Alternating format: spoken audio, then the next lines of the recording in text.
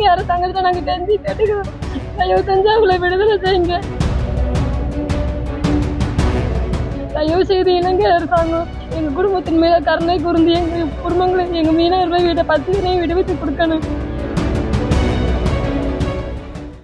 August 5ஆம் தேதி பாம்பன்ல இருந்து வர்றோம் நாங்க. ஆகஸ்ட் 5ஆம் தேதி 10 மீனவர்களையும் பிடிச்சிட்டு போய் இலங்கை சிறையில வச்சிருந்தாங்க. அவங்களுக்கு 1 மாசமா முகாம்ல வச்சுட்டு மறுபடியும் தண்டனை கொடுத்தாங்க. ஒரு ஆளுக்கு 1,46,00,000 இல்ல அப்படி இல்லைன்னா அது கட்டலைன்னா 18 மாசம் சிறை தண்டனைன்னு சொல்லிட்டாங்க. இப்பவும் சிறையில வெளிக்கடை சிறையில வச்சு 5 மாசம் ஆகுது. 5 மாசம் ஆகுது. சரி எங்களை விட்டுருவாங்க, எங்க எல்லாரையும் விடுவிச்சுருவாங்க. நாங்களும் எத்தனை நேரம் இதோட 5வது நேரம் கலெக்டர் ஆஃபீஸ்க்கு வந்து மனு கொடுத்துட்டோம். நாங்களும் எங்கெங்கேயோ போய் மனு கொடுத்துட்டோம். எங்களுக்கு எதுவுமே நடக்கல. எங்க வீட்டுக்காரங்க பேர் டேனியல் ராஜ். அவங்களுக்கு ஏற்கனவே நுரையீரல் ப்ராப்ளத்துல இருக்காங்க. ஏற்கனவே அவங்களுக்குள்ள வைத்திய சிட்டைகள் எல்லாத்தையுமே நான் வாங்கி அங்க எம்பேசியில கொடுக்க சொல்லி பெரிய பெரிய ஆட்கள்கிட்ட கொடுத்துருக்கேன். அவங்களும் கொடுத்துருக்காங்க.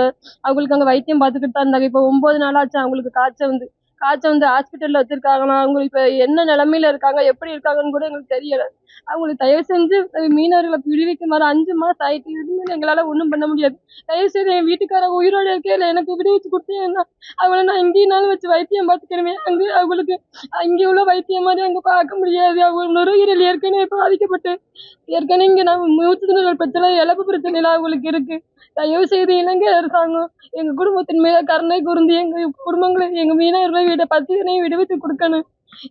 இதுக்கு மேல சொல்றதுக்கு இங்க ஒண்ணுமே இல்லை. இதுக்கு மேல 5 மாசம் ஆச்சு. 5 மாசமா விடல. இதுக்கு மேல எங்களால பச்சை குழியில வச்சுக்கிட்டு இருக்கோம். என் பிள்ளைகளுமே 2மே இழப்புல இருக்குங்க.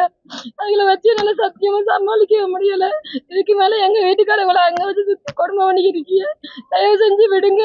நல்லா இருப்பீங்க. உங்க இலங்கை அரசாங்கத்தை நாங்க கெஞ்சி கேட்டுக்கிறோம். தயவு செஞ்சு அவங்களை விடுதலை செய்யுங்க.